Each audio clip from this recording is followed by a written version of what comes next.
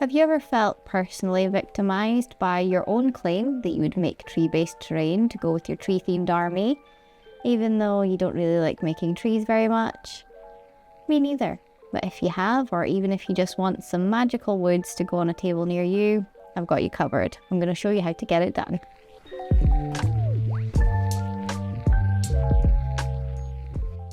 So later on this month, I'm doing Monster Bash, which is a challenge where we all make monsters based on the cards drawn by other participants, chosen at random. It is just pure chaos. I love it. But it's also just the kick up the arse I needed to actually make this terrain. I mean, I won't show you all my cards until the official Monster Bash video, but there was no getting around it. I was making some trees. So let's kill two birds with one kind of disturbing phrase and make some terrain that I can also double up as a diorama / base for the Monster Bash to hang out on. That's the idea anyway. Now, these aren't just any old woods we're making, these are magical woods. I play a Sylvaneth army and I've got tons of tree folk bits kicking about that'll be perfect for this. For my woods, the Dryads, Revenants, Kurnoths have merged and grown back into the bark over time. But for you, this is a perfect opportunity to use whatever bits you have on hand. You can go as wild as you like. Almost anything looks cool grown over into a tree. So get your bits boxes out for the lads, as they say. I selected some choice bits from my collection, and plenty of skulls from the everlasting box of Citadel ones we all seem to own. I don't even think I bought this thing, it just gets delivered to your doorstep by Stork as soon as you sell your soul to get into the hobby. To get started, I used thicker gauge wire for some strength, and foil to bulk out the basic shape of the tree. Then I went in with some thinner, more malleable wire to wrap things up and make some extra branches. Once the armature is done, we can pull out every crafter's favourite weapon of mass construction, the hot glue gun. This first pass, we just want the tree covered in a layer of glue, so don't worry too much about it, just get it slapped on. And when that's cooled, we can use the hot tip of the glue gun to brush in the bark texture. I find swiping up and down quite quickly, whilst just pressing down a tiny bit on the trigger so only a little glue is coming out helps to create the best texture. I added more glue where needed and remelted bigger sections to embed the bits. You can spend more or less time on this depending on how detailed you want the end result to be. I've said on this channel before that I don't like making trees, and it's true, but the reality is I actually love trees and I have a whole army of little tree guys for God's sake, but making miniature trees I've always found to be a bit tedious. I think part of that was because I just never liked the outcome. Every tutorial I watched and copied, I just felt like something wasn't quite right. But at least with this method, I found that you can make a banging wee set of woods without too much of a headache. Here's a top tip, probably don't repeatedly jam your fingers into the hot glue whilst it's still absolutely roasting. In the probably 15 or so years I've been using hot glue, I've yet to learn this lesson. I'm sure one day when I've done so much nerve damage that I need to fashion some sort of Freddy Krueger glove with modelling tools for fingers that I may come to regret that.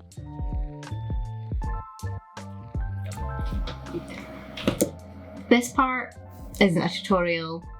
I don't know if this is safe, but it works. I've been using upside down compressed air cans to quickly cool things for years, but it certainly feels like something I shouldn't be telling you to do. So, do as I say, not as I do. Optionally, you can use a wood burning tool on the lowest setting to scribe in some extra detail. I mainly just used it for the places I couldn't reach with the glue gun since I've put in so much texture with that already.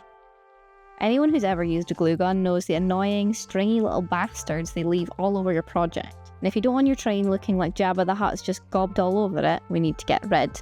I use this small heat gun so that we don't melt all the glue texture we've just spent all that time putting in. Be careful where you're pointing it though, you don't want to be flinging hot glue around the shop like you're trying to hose down an angry badger.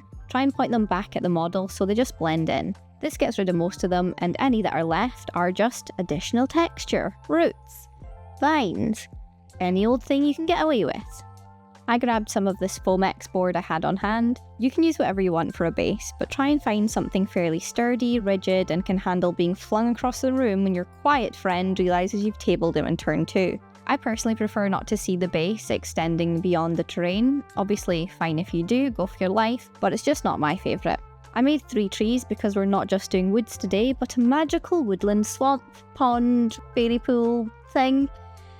It's magic, okay? There's water in the bloody forest. If you aren't doing that though, just make as many trees as you'd like to fill out whatever size terrain you need. I drew around the trees in the formation I wanted them in and, well, then I realised I didn't leave enough of an allowance at the edges, so I had to start over. And then I still fucked it up again and had to flip it over to redo it. Once I finally got it though, I drew a 0.5 centimetre-ish border around the edges so I could blend them in later. Now, cutting this stuff is a pain in the arse, to be honest. I chose the thickest Foamex I had so that it wouldn't warp, and I would have just used my jigsaw, but at this point it was about 2 AM and I didn't want Jackie from next door battering my windows in for disturbing her late night Brad the Tennis Coach ASMR listening experience. I tried valiantly with my Olfa knife, but because of all the curves it was pretty tough to get through neatly, and I could have kept persisting, but this is also not a tutorial. Definitely don't do this part. I wouldn't advise doing this, even though it is technically foam, because it was kicking off a decent amount of smoke and even going super slowly on the highest heat. I snapped the wire and had to replace it halfway through. For a tutorial, I'm certainly showing you lots of things not to do, oops, I guess. But after more time than it would have taken me to just use the bloody knife in the first place, it was done. I started feeling mildly patriotic somewhere around this point, not entirely sure why. I beveled the edges, which again would have been easier with power tools, but Jackie's rage is legendary, and I don't want to end up in her garden under the carrots next to husband number 3 just yet. Nice guy, actually. I think he found out about the tennis coach. With more hot glue, I secured the trees to the base and gave that a quick texture too. I used one of each of the Kurnoth Hunter's weapons since they looked really good in there, lots of dried arms which I had heaps of, and this sword poking into a root is one of my favourite parts. And of course, enough skulls to make my teenage MySpace layouts downright envious. And for the paint job, you really don't have to be a golden demon level painter to make this look pretty good, so let's just keep it simple. First we give it the old landlord special and just slap a base coat of brown craft paint over the whole thing. If you have a brown rattle can, you could do this much quicker, but alas, I do not, so I'm just violently mashing my brush into the crevices of this thing like it owes me money. I used a mix of black and brown washes, not cleaning my brush in between and letting them mix on the model. This is fairly subtle, but trees are natural things and they do have different undertones. Whilst the washes dried, I got started on the basing. I mixed up a paste of Mod Podge, paint, sand and wall filler, making a right bloody mess in the process. I can only but dream of the day I mix up the correct amount of something, and not forever haunt myself with jars of half-used concoctions, littering my house like a disgraced alchemist shunned from the village for selling potions of invisibility to creepy Frank. You can't really go wrong with this stuff, just get it slapped on the base and fill in the edges with a wet paintbrush. Dirt naturally collects and travels up the sides of trees, so don't try and be too neat. We want to contain our swamp water, so pile up anywhere there isn't a tree and take care to fill in any gaps around the roots to prevent leaks later on. Back to the paint job, it's time for a dry brush. Again, I used different shades of paint here, lighter browns, cooler tones, off-whites and pale greens. I took care to make sure the bits really popped with a heavier, almost white dry brush over them, making sure to feather that colour out around them so they still blend into the tree and don't look out of place. Another optional thing you can do to bring about more magic is to pick out some parts to highlight even more. With the Sylvaneth bits, I'm lucky because so many of them have engraved symbols and swirls that I could pick out with some contrast paint. I use Citadel Eldari Emerald since that's what I used on my actual model, so it ties in, but of course use whatever colour works for your theme and pick out some parts to give an extra glow to. I watered it down and washed it into the symbols, swirls and the gem here under this absolutely cracking sedge. I mixed fine flock into Mod Podge and brushed it onto the model wherever moss would gather, which is honestly anywhere. These trees are next to a swamp after all. Slapping on moss to hide your crimes is like a Scottish mum telling you to put Sudocrem on any ailment from a rash to a broken leg. It fixes absolutely everything. Bear in mind though, it's much more subtle after it dries, so you can really go to town here. I sprinkled flock into the wet glue in some places for more coverage and laid down some vines and foliage clusters to peek out of the swamp. I made a homemade mix of flock, leaves, dried herbs, the kitchen sink, whatever else I could find to make a nice ground scatter, and chucked it on there too. I gave it a good dousing of watered down Mod Podge to seal and further prevent leaks and left it to dry. Time for the treetops. The way to get the texture is with lichen. Start off by soaking them in watered down Mod Podge and form them into rough shapes as you do. This is pretty similar to how I did it in my Baldur's Gate tea house video, but because this is going to be used on a table, I need some extra stability, and naturally lichen is floppier than a floppy desk. Look, YouTube, I'm not even monetized yet. You gotta appreciate the restraint that I'm showing. Let's move on, okay? But with the Mod Podge, once they dry out, they'll be much harder, much firmer, rigid. They'll be rigid.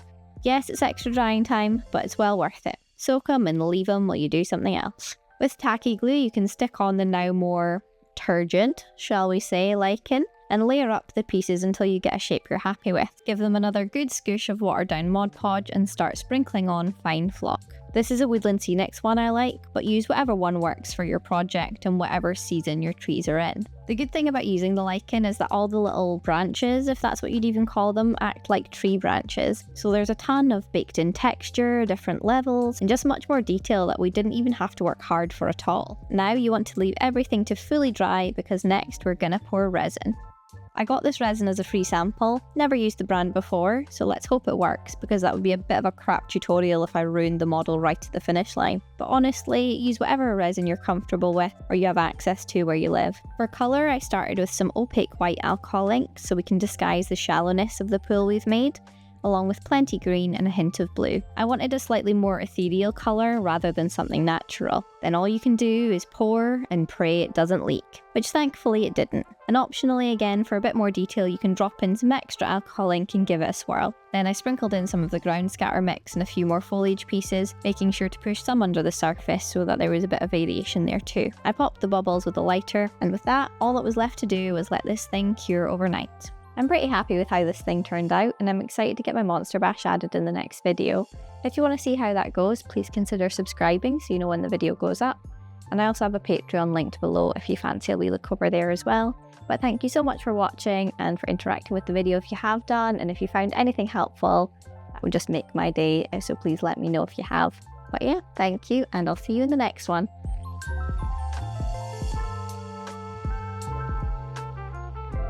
And whilst we look at the glamour shots, I just want to say an extra special thank you to my Patreons. It is pretty mad that anyone wants to give me any amount of money for doing this, so thank you so much. And extra special thank you to our first bonus level member, Ben Kaiser. Sorry if I said that wrong, the accent's my excuse. But with that, I'm done for the day. Thank you so much again for watching, and I'll see you next time.